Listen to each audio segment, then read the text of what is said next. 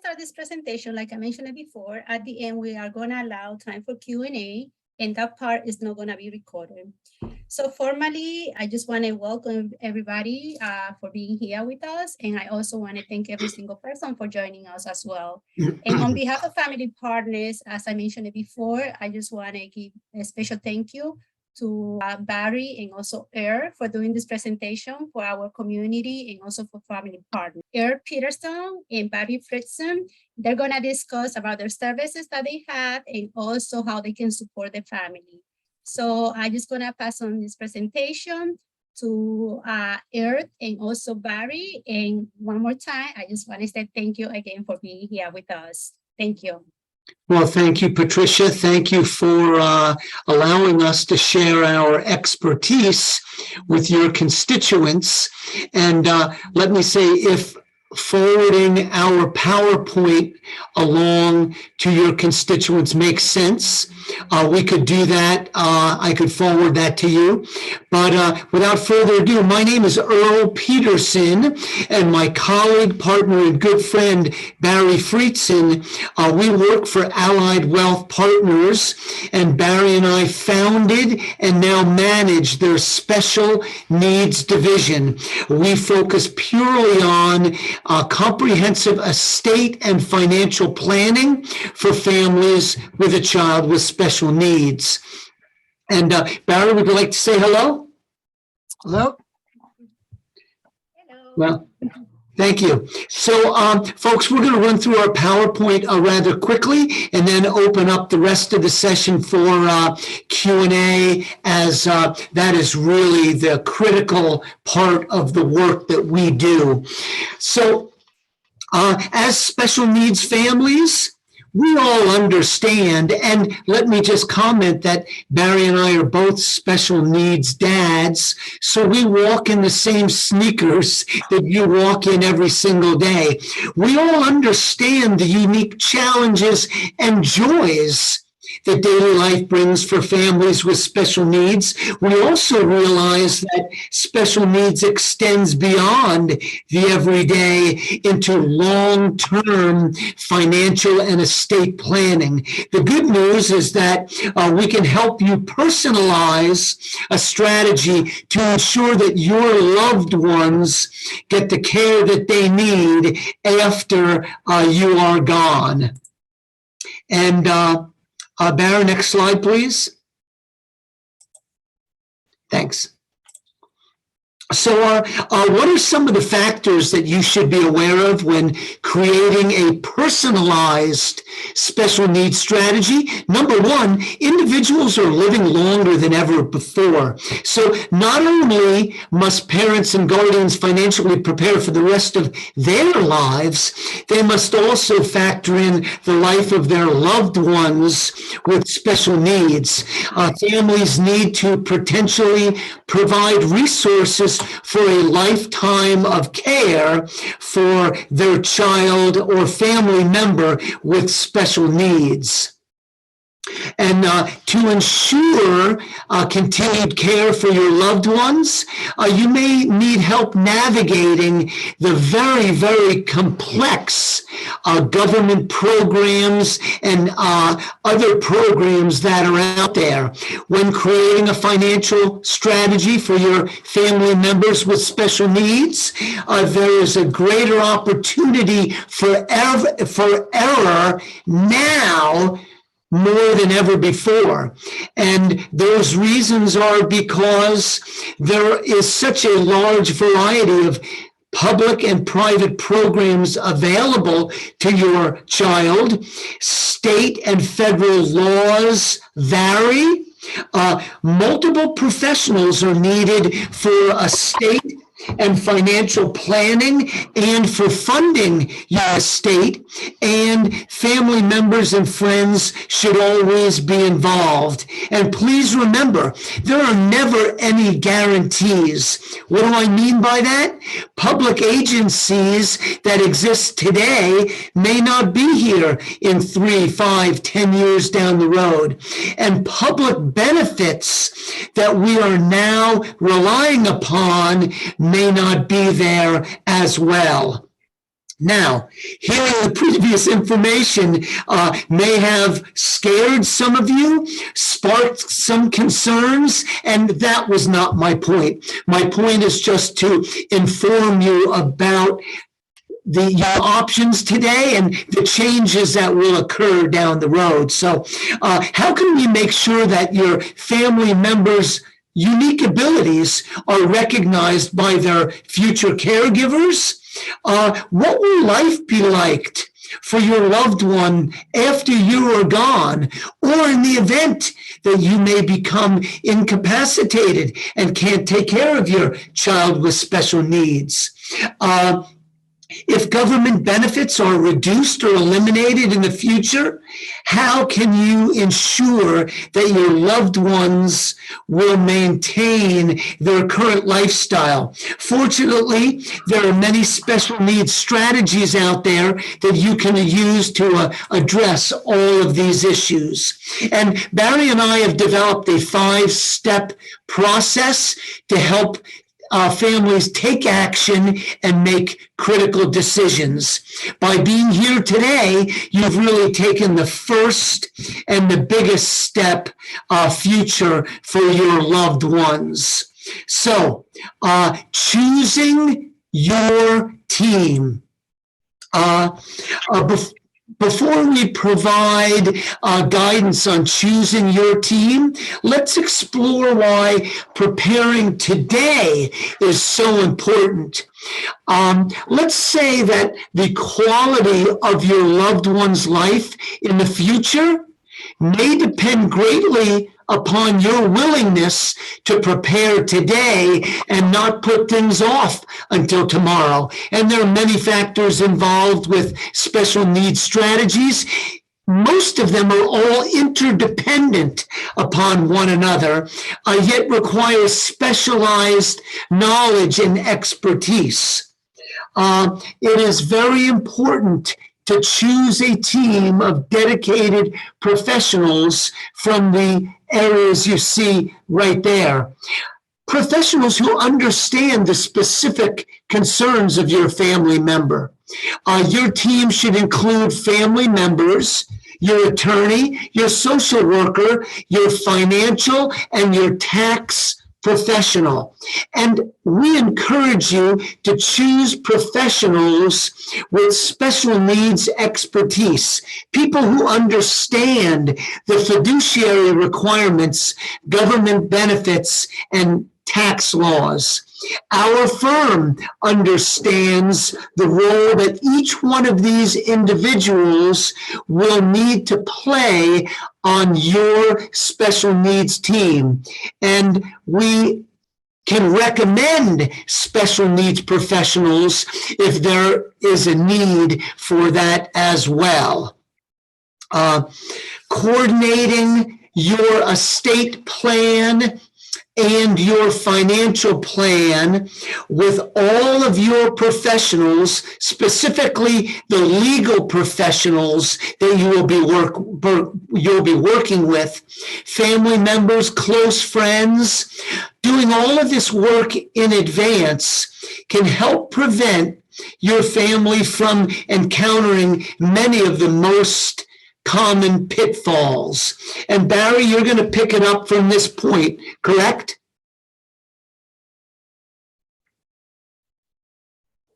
Sure. So, some of the, issues that we see and we work to correct for, some of our clients are, gift to minor accounts. When a child becomes the age of majority, whether it's 18 or 21 in that state, right? Those assets become owned by them. And that can disqualify them from government benefits. We want to make sure that that's not done.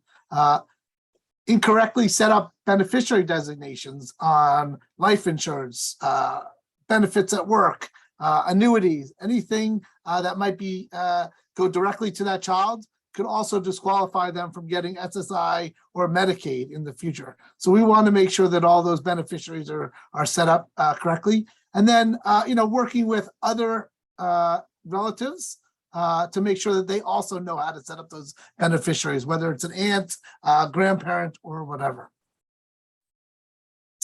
So the biggest one of the biggest pitfalls that we all see some from time to time is lack of planning or not having an estate plan at all, right? If you don't have a will or a trust, we'll leave basically the estate to a judge to decide. And if any of those assets go to a child, right, if they're receiving supplemental security income or Medicaid, they may fail eligibility for those programs until any inheritance that they receive is spent down. So we want to make sure that a trust is set up. Basically, they could also become a ward of the court. If we don't have our estate planning done, the court is going to decide, who may be the next guardian for your child. Financial transactions or paying for things that the child may need could be delayed as the estate goes through probate. So we want to make sure that we do that estate planning. And, what we really find is sometimes that estate planning is put off because, parents are trying to pick the perfect guardian or they can't agree on the guardian. And what we like to say is, a good plan is better than no plan. So step 2 is basically calculating, how much is our child going to need to support their future, lifestyle, right? And what we need to do is we need to weigh, right, the primary objective, which is, providing our child with the lifestyle that we want so they can, do everything that we want them to be able to do in life. But we have to weigh that against, secondary objectives, which might be, paying for education for a typical child, retiring, other goals and objectives that our family might have. So we want to take the whole family into account when we're coming up with these financial strategies. So every family's financial plan should include some or all of these different strategies below, which is going to be, right, assessing your child's care and lifestyle, our retirement and needs and lifestyle, any other goals and objectives, covering risk management, so where your child's future is not affected by any of the risks that we may face, funding any college we mentioned, any charitable giving that we want to do, and also business strategies and estate transfer planning. So when we're considering the costs of our child's lifestyle, we have to take into account, as we mentioned, government benefits that they may be eligible for in the future. Generally, those fall into 4 buckets. 2 are needs-based. So if the child doesn't have assets or is under certain asset limits and they're not earning income, and they'll be eligible when they're an adult for needs-based benefits, which is going to include supplemental security income and Medicaid.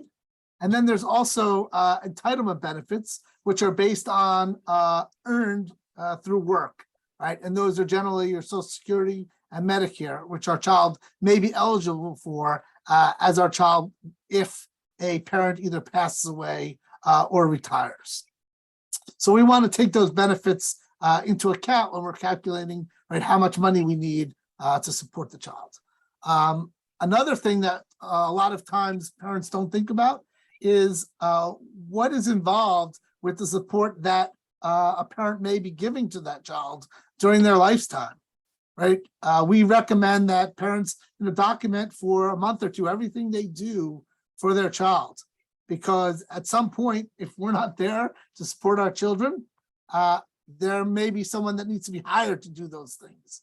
And then once we have kind of understanding the things that we do for our child that may need to be replaced when we're not around, we can filter down and try to calculate what the cost of supplying those services would be. Really, the next part of the strategy is, analyzing your future, your current financial situation, right? Your expenses and your income, using all these numbers to come up with short, intermediate, and long-term goals. And that really lets us prioritize our spending both now and in the future. And that's really, what we do in a lot of the analysis that we do for our clients. So step 3 is really creating that strategy. And that strategy needs to be built for the lifetime of your child, especially if there's question about their ability to support themselves. So we want those strategies. They're going to change, right, as our child grows. In early, when they're young, we're looking at early intervention, getting services to help them. When they're in school, we're talking about IEPs and therapies and things that they may need. When they get into high school and secondary school, we're looking at potentially, residential needs and job training. And then further on, we're looking at, ISPs and things about employment and, how maybe we can support the independence of our child. And the strategies that we're going to come up with are going to change through the life of our child. Some legal documents. Now, Earl and I will let you know that we are not attorneys. So, we are not licensed to give legal advice or to generate any of these kind of documents for our clients. But we work with a number of special needs attorneys within the state and in New York and Pennsylvania and adjoining states as well that we can refer people to. So the first tool that legal document that clients can use are revocable living trusts and wills. That allows clients to distribute property and to allow you to influence the care of your special needs child. Other documents such as power of attorney and guardianship allows us to help our child, because upon adulthood, age 18, right, our parents' legal authority ends. So if we have a child that's not able to make healthcare or financial decisions for themselves, we can use a power of attorney or guardianship to help our child. And then finally, special needs trusts are a third document that's important. So what is a special needs trust?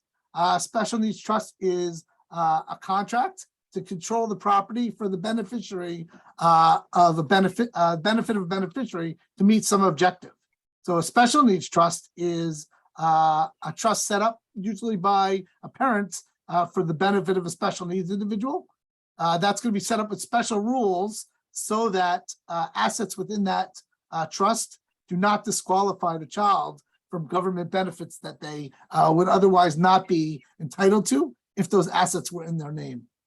When we talk about trusts, there's kind of a misconception that trusts are only for wealthy people, right? You hear about trust fund babies and things like that, but that's absolutely not true.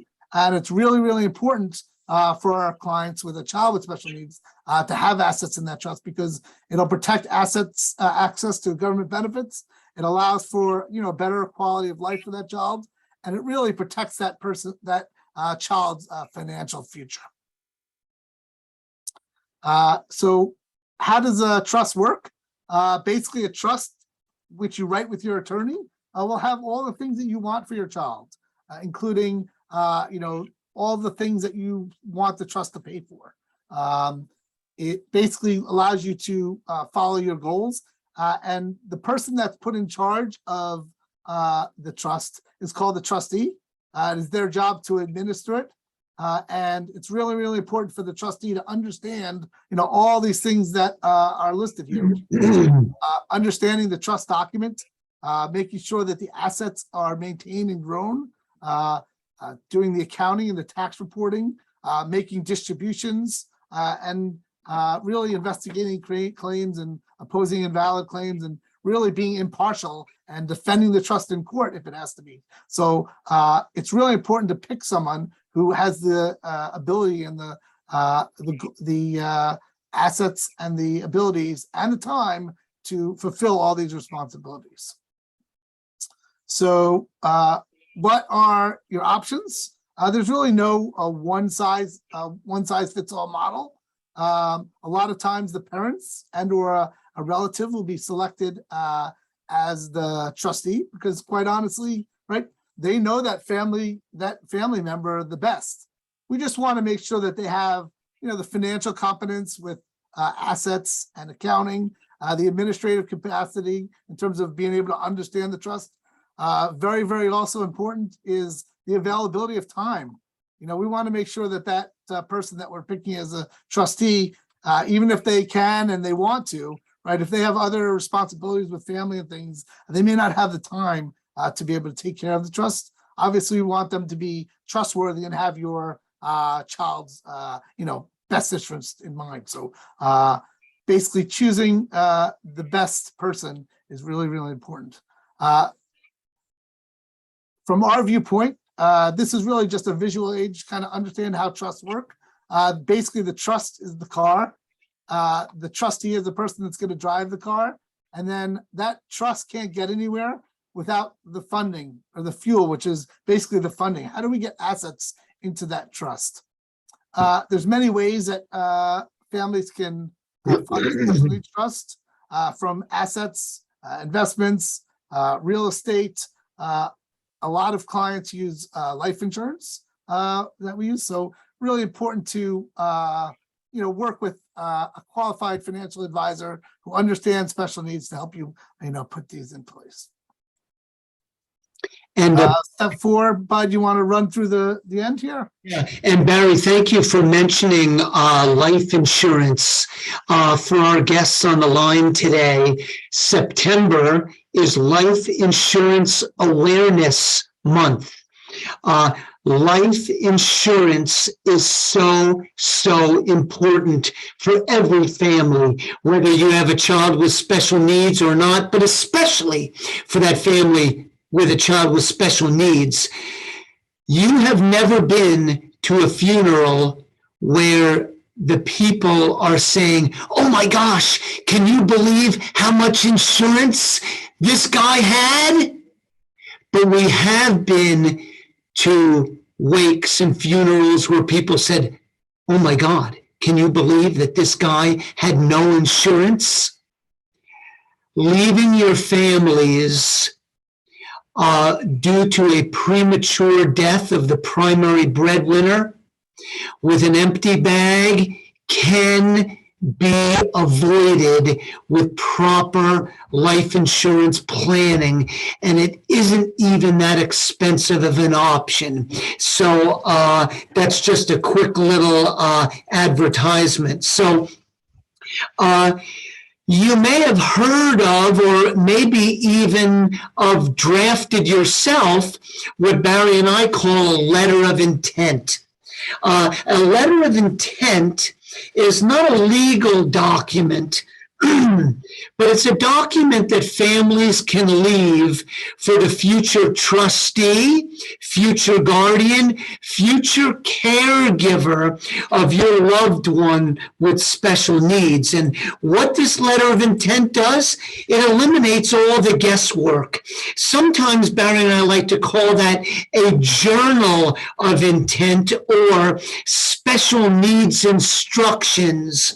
But creating a letter of intent can be a valuable tool to assist the future caregivers of your child with special needs. And a letter of intent is a work in progress. It gets modified as your loved one with special needs changes or as family circumstances change. And these letters of intent or instructions will include all sorts of information: medication information, health information, educational information, acceptable housing for your child with special needs, a long-term care plan, foods, favorite entertainment, places to go. Your letter of intent contain all of those items. And then finally, our step 5 is review your plan regularly. Barry and I like to say that your special needs plan needs to change every time there is a significant change in either your life or the life of your child with special needs. We recommend periodic reviews. Barry and I, at the very least, do annual reviews with every one of our clients. Many of our clients with where we manage assets and with the crazy market that we have today, we're doing quarterlies and oftentimes semi-annual reviews to keep families on track to meet all of their financial and family goals. And we'd like you to begin to think about some of these questions. Has there been a health or benefit eligibility change for your child with special needs? If there has been, then your plan needs to be tweaked.